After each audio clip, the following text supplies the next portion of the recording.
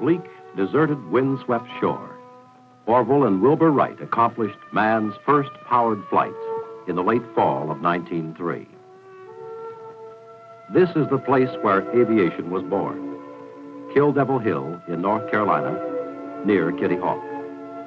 Unnoticed, unwatched, and unattended by newsmen or photographers, this unbelievable feat was accomplished.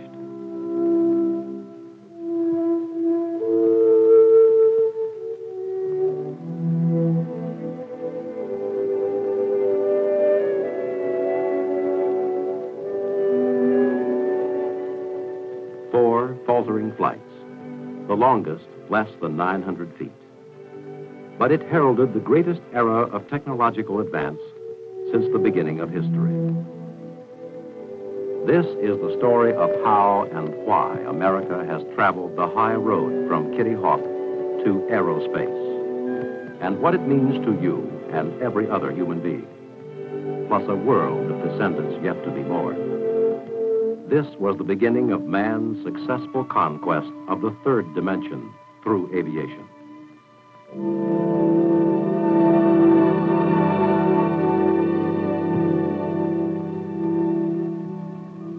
A few years later, at Fort Myer, Virginia, Orville Wright, accompanied by Army Lieutenant Ben FOULOIS, flew a record 10-mile course, averaging 42 miles per hour and reaching 400 feet altitude.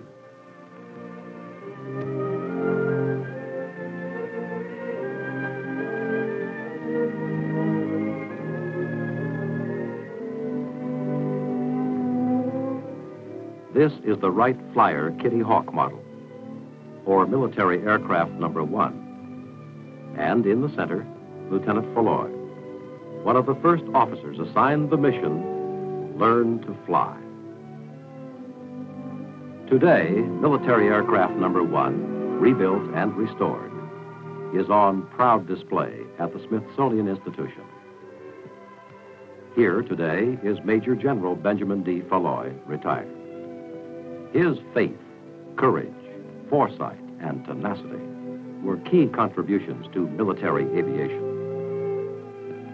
He devised and used the first landing gear wheels, the first seat belt, and a catapult to launch his frail craft.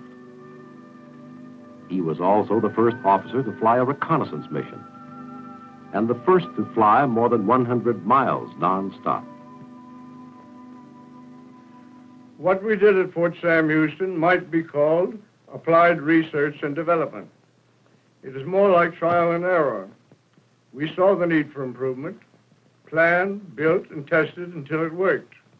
As I recall, there are 4 major milestones in the development of military aviation.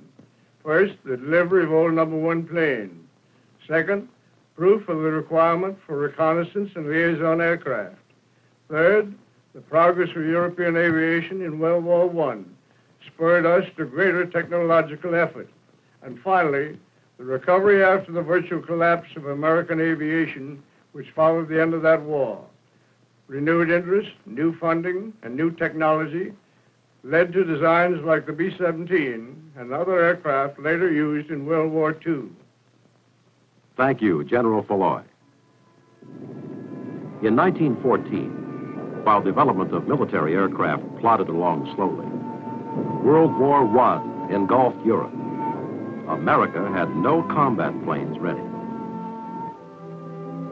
Congress quickly appropriated funds, and our only real aircraft factory sprang into action with hand tools and more muscle than machines. Perhaps our greatest aeronautical contribution to World War I was the Liberty engine. This American-made engine powered many Allied aircraft. American pilots served with distinction and honor, fighting first in Allied planes and with foreign air services. In May 1918, amid wild celebrations, the first American-built planes arrived in France. A British DH-4 design with our Liberty engine. That fall, Allied aircraft smashed supplies and communications behind the enemy lines on the Meuse-Argonne front. 5 weeks later, the armistice was signed. Johnny came marching home. And after speeches and grateful greetings, doughboys returned to the farms, the shops, and the offices. But not the pilots who survived the great adventure of the wild blue yonder, with firm faith in the future importance of aviation. Using cast-off crates and obsolete equipment, many demonstrated their skills at state fairs and to any large gathering they could find. In the era that followed, the airplane improved through individual initiative, achieving better design, materials, and construction to meet pioneer sporting needs, as well as practical military requirements. Public interest and support were stimulated by exploits such as this military flight all the way around the world in just 15 days. And Lieutenant McCready and Sergeant Langham flew to a record high altitude flight with a turbo supercharger. They learned that the air temperature at 39,000 feet is 55 degrees below zero. Too cold for man to survive long without special equipment. With the help of air-to-air refueling, Major Spots, Captain Eaker, and Lieutenant Quesada kept their aircraft, the question mark, aloft for more than 150 hours. Another dedicated pioneer, Lieutenant James Doolittle, proved that man could fly day or night, guided only by instruments. He took off, traveled 15 miles, returned to his starting point, and then landed safely without ever seeing the ground.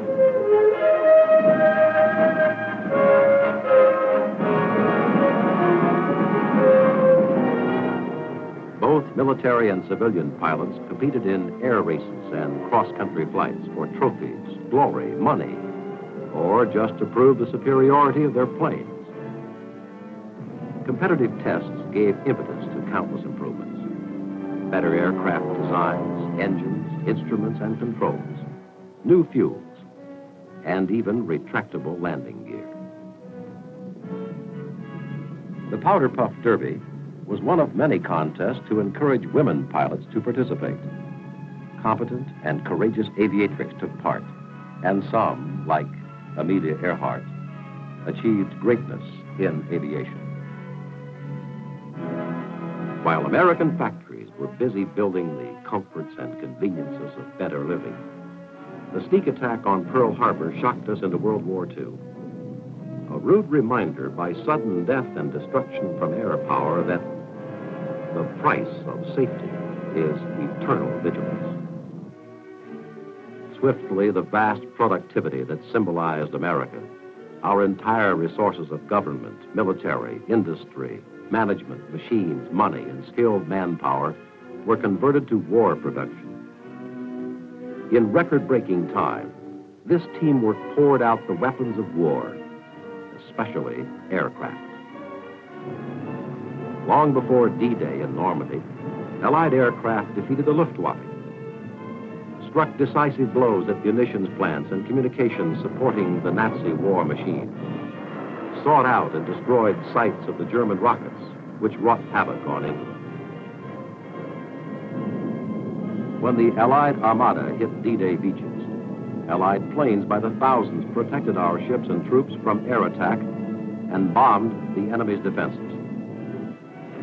Tactical air power protected General Patton's flanks as he swept across France. By the end of the conflict, air power became recognized as a decisive factor in war.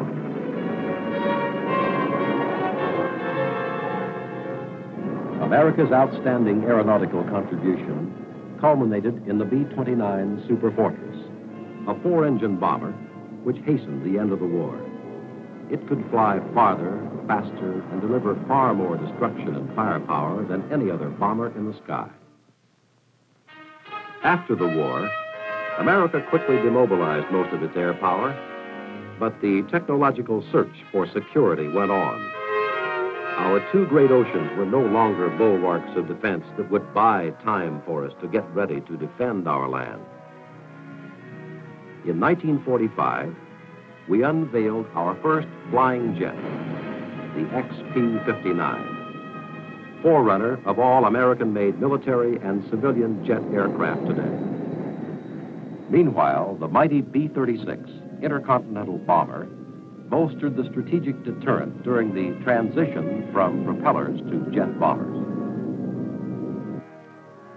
In 1948, when Russia, with a show of force, closed all access roads to West Berlin, the newborn U.S. Air Force mobilized its cargo aircraft to meet the strangling threat. Our historic round-the-clock Berlin airlift delivered more than adequate supplies, so the Soviets called off the blockade. Once again in 1950, America was called upon to resist aggression. Communists tried to overrun South Korea. In concert with the United Nations forces we called a halt. Our skilled pilots and jet fighter bombers proved their combat superiority. As military research and development continued, we produced our Century series of jet fighters. The F-100 was the first jet to break the sound barrier in level flight. Soon there were others even faster, more maneuverable, with greater firepower. In rapid succession, we developed the B-47 and B-52, which gave jet speed to our strategic deterrent forces. Jet-powered naval strike forces, some of them based on nuclear-powered super carriers, were added to our two oceans. With jet strike aircraft firmly established in our inventory, the first jet tanker was developed by the Air Force to give our military planes practically unlimited range through aerial refueling. Today, that same aircraft design, with civil transport modifications, provides commercial jet passenger service. The B-58, our first supersonic bomber, presented an entirely new concept in basic aircraft design. Flying at more than twice the speed of sound, it carried more potential destructive power than was dropped on Europe by all Allied aircraft during World War II. With advanced guidance systems, flight instrumentation and controls, we produced our first pilotless aircraft, complete with appropriate warheads to defend our skies or to reach and destroy strongly defended military targets. America flew the X-15, a rocket-powered manned research aircraft that today has entered the boundary of space, beyond 50 miles high, and traveling at speed in excess of 4,000 miles per hour. While America observed in 1953 its golden anniversary of aviation, science and technology burst into a new power dimension, the thermonuclear age, which gave still greater meaning to air power and set the stage for rapid aerospace development. In the aerospace world of the 60s is a gentleman we should meet. One of those rugged pioneers of aviation who had a leading role in America's air battles since World War I. Today, he is a corporate executive and technical advisor on aerospace power. Lieutenant General James Doolittle, holder of the Medal of Honor. It has been my good fortune to be closely associated with aviation since World War I. In the past 5 decades, the airplane has become an important means of commercial transportation and a decisive weapon of war. The stick and wire airplanes of yesteryear were simple contraptions. For control, there was a stick, a rudder, a throttle, and a few simple instruments.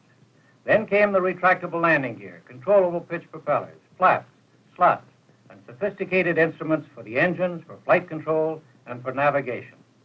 The old piston engine was replaced by the modern gas turbine. The increase in the number and complexity of aircraft, together with greater safety and reliability requirements, brought more rules and regulations and the necessity for widespread aids to navigation and instrument landing equipment. The airplane became faster, safer and more reliable. Air transportation helped our economy, and air power assured our national security. Thank you, General Doolittle. In addition to continuing aircraft developments, an all-out program was started in 1954 to build an intercontinental ballistic missile. The birthplace, a former schoolhouse in Inglewood, California. In 1957, without advance notice, Russia launched the first Sputnik into space and won worldwide acclaim. This served to spur all America to even greater space effort. A few months later, the United States placed an Earth satellite in orbit. By 1959, the Air Force had produced and successfully launched 3 different types of long-range ballistic missiles, and the first Atlas squadrons were added to our arsenal of defense. At strategic locations throughout America, and in submarines under the seas, a deterrent force of more than 1,000 nuclear-armed ballistic missiles now stands ready for instant retaliation if required. This is in addition to the peacekeeping team of more than 1,000 SAC bombers with their own nuclear weapons in a constant state of readiness to defend America. The Air Force C-141 jet carrier was developed with the cooperation of the Federal Aviation Agency. It can also be licensed and produced for commercial use. It carries 154 fully equipped troops or 70,000 pounds of cargo for more than 6,000 miles at 500 miles per hour. The newest development in tactical aircraft is the flexible F-111. With its wings fully extended, it will be able to fly at slow speed and land on a short runway. But with its wings folded back, it will fly high and faster than twice the speed of sound. Cooperating research teams of government, industry, and science carried out our explorations of outer space and launched manned flights around the Earth. While NASA's Ranger 7 takes close-up television pictures of the lunar surface to detect appropriate landing sites for America's astronauts. Plans are underway to place a manned Earth-orbiting laboratory in space. 2 astronauts are scheduled to be on board. In the near future, astronauts will rendezvous NASA's Gemini capsule with an Air Force Agena spacecraft for close-up tests of manned operations and new equipment in space. Forging military space power is a prime job of the Air Force Systems Command at Andrews Air Force Base near Washington, D.C. Its mission to plan, evaluate, and implement technological programs designed to keep America secure from aerospace aggression for the foreseeable future. Let's meet the first commander of the Air Force Systems Command who led our pioneering development toward aerospace, General Bernard A. Schriever. Today and in the future, it is a proper management of technology and its critical resources that poses the pacing problem which we face. Recent Air Force studies of future scientific and technological developments in aerospace hold more challenge and greater opportunity than earlier generations dreamed of. We are not on a technological plateau. Science is dynamic and real progress must be constantly pursued. We must be selective, but we must press on with new advances in technology to ensure security for the future. And in the global scene, we must continue to maintain a strong national posture. We must improve our strategic deterrent forces, both in missiles and manned aircraft. We must be capable of providing our president with alternative choices, which is vital for controlled response to aggression. In other words, our nation's total military strategy demands that a successful deterrent to war must be a ready force in being, survivable, and effective at all levels of conflict. This includes the defense of our access to the new space environment. We must strive to be first in technological accomplishment if America is to continue its growth in security, maturity, and peace. That is why and how we have come from Kitty Hawk to aerospace.